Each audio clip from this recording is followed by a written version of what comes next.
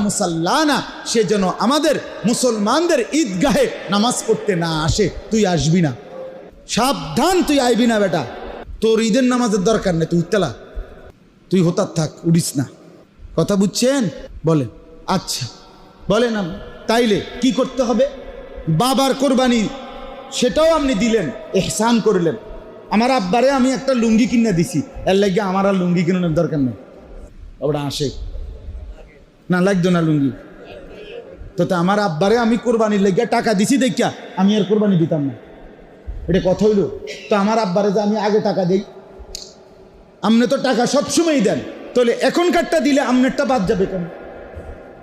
কথা বুঝছেন কিনা? তাহলে ছেলের কোরবানি দিতে হবে কিনা আলাদা? বলেন। আলাদা দিতে হবে। দুই ভাই চাকরি করে, ব্যবসা করে, যেটাই করুক, একসাথে সংসার, দোনোজনে মিললা 15,000 করিয়া 30,000 টাকা